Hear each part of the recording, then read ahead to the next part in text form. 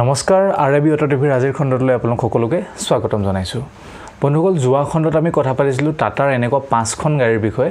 যি 5খন গাড়ী অহা 2 বা 3 বছৰৰ ভিতৰত টাটাই ভাৰতীয় বজাৰত মুকলি কৰিব তেনেহলে বন্ধুসকল আজি এনেকুৱা আৰু 5খন গাড়ীৰ কথা পাতিছো যিকেইখন টাটাই খুব সোনকালে ভাৰতীয় বজাৰত মুকলি কৰি দিবৰ সম্ভাৱনা আছে যথেষ্ট উন্নত মানদণ্ডৰ হৈতে টাটাই এই গাড়ীবিলাক মুকলি কৰিছে গতিকে গোটেইকেইখন গাড়ী জানিবলৈ আপোনালোকে যেন ভিডিওটো হেকলৈকে চাই বন্ধুসকল আজিৰ লিষ্টৰ প্ৰথম গাড়ীখন হৈছে টাটা গ্ৰেভিটাছ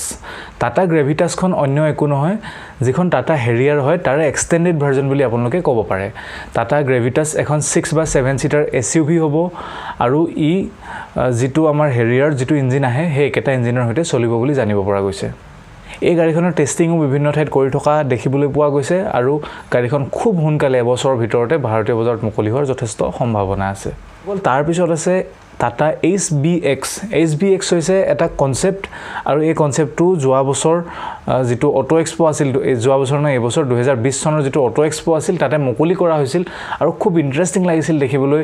অফ ৰোড টায়াৰ হৈতে তাৰ যেটো ভিউ দেখা গৈছিল খুব সুন্দৰ দেখা গৈছিল আৰু আশা কৰো যে যিখিনি তাত দেখুৱা গৈছে তাতকৈ প্ৰডাকচন মডেলটো খুব বেছি পৰিমাণৰ হালহলনি যেন নহয় ইঞ্জিন অপচনছৰ কথা এতিয়ালৈকে জানিব পৰা হোৱা নাই গতিকে মই আপোনালোকক 3টা 4টা ইঞ্জিন অপচন দি কনফিউজ কৰিব নিবিচাৰো বন্ধুসকল ইয়াৰ পিছত যিকেইখন গাড়ীৰ কথা আমি ক'ব বিচাৰিছো এই গোটেইকেইখন ইলেক্ট্ৰিকেল ভেহিকল হ'ব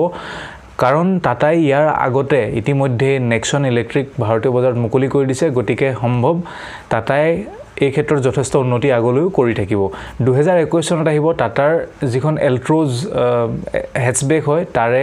যেটো ইভি যেটো ইলেক্ট্ৰিক ভেহিকল ভাৰ্জন হ'ব হেতু 2021 চনত ভাৰতীয় বজাৰত টাটাই মুকলি কৰিব তাতে বেটাৰি কেপাসিটি আদিৰ বিষয়ে এতিয়ালৈকে একো জানিব পৰা হোৱা নাই কিন্তু মুকলি হোৱাৰ লগে লগে আপোনালোকলৈ মোৰ ফালৰ পৰা নিশ্চয় খবৰ বাতৰি আহিব বন্ধুসকল যিখন টাটা টিয়েগো হয় সেই গাড়ীখনৰ ইভি বা ইলেক্ট্ৰিক ভেহিকল ভাৰ্জন খুব সোনকালে ভাৰতীয় বজাৰত আহি আছে আপোনালোকে জানেই যে টাটা টিয়েগো এখন কম্পেক্ট সেডান হয় খুব সৰু সাইজৰ আৰু ভাল গাড়ী হয় গতিকে সেই হিচাপে এল্ট্ৰোজতকৈ কিছু পৰিমাণে কম দামত এই গাড়ীখন আপোনালোকে লাভ কৰিব পাৰিব বেটাৰিৰ হৈতে বেটাৰি কেপাসিটি ইয়াৰো জানিব পৰা হোৱা নাই আৰু যদি জানিব পাৰো আপোনালোকলৈ নিশ্চয় আগবঢ়াই আনিম আৰু বন্ধুসকল একেবাৰে হেকত হৈছে টাটাৰ সিয়েৰা এখন কনসেপ্ট হয় আৰু এই কনসেপ্টটো টাটাৰ এখন পুৰণি গাড়ী সিয়েৰাৰ পৰা লোৱা হৈছে গতিকে সেই গাড়ীখনৰ নামো টাটা সিয়েৰা ৰখা হৈছে আৰু এই গাড়ীখনৰ কনসেপ্টটো মই আপোনালোকক দেখাইছো এবাৰ চাওক আৰু এই গাড়ীখন এখন ইভি হ'ব বুলি এতিয়ালৈকে জানিব পৰা গৈছে ইলেক্ট্ৰিক ভেহিকল হ'ব ইয়াৰে বেলেগ একো স্পেসিফিকেশনছ জানিব পৰা হোৱা নাই কেৱল ইয়াৰ ডিজাইনটোহে বৰ্তমান টাটাই অটো এক্সপোত শোকেস কৰিছে তেনেহলে বন্ধুসকল এয়া আছিল আমাৰ ভিডিওৰ দ্বিতীয় খণ্ড আৰু দ্বিতীয় খণ্ডৰ 5খনৰ হৈতে আমি 10খন টাটাৰ এনেকুৱা গাড়ীৰ কথা কলো যি 10খন গাড়ী খুব সোনকালে ভাৰতীয় বজাৰত 2 বা 3 বছৰৰ ভিতৰত মুকলি হোৱাৰ সম্ভাৱনা আছে তাৰে ভিতৰত যিখন টাটা গ্ৰেভিটাছ হয় বা হয়তো সেই গ্ৰেভিটাছৰ নামটো বাজাৰডো হ'ব পাৰে গতিকে এই গাড়ীখন খুব সোনকালে ভাৰতীয় বজাৰত অহাৰ সম্ভাৱনা আছে বাকি বিলাকৰ ডেট বিলাক এক্সপেক্টেড হয় কিছু টাইম মোৰ মতে লাগিব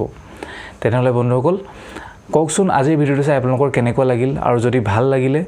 তেনেহলে এটা থাম্বস আপ কৰিবলৈ একেবাৰে নাপাহৰিব তাৰ লগতে তলত কমেন্ট কৰি ক'ব যে আপোনাৰ কোনখন গাড়ী পছন্দ হ'ল আৰু যদি আপুনি ফিউচাৰত যদি 3 বছৰৰ ভিতৰত কোনোবাখন গাড়ী ল'ব লগা হয় তেনেহলে আপুনি কোনখন গাড়ী ল'ব তাৰ লগতে চেনেলটো সাবস্ক্ৰাইব কৰিবলৈ একেবাৰে নাপাহৰিব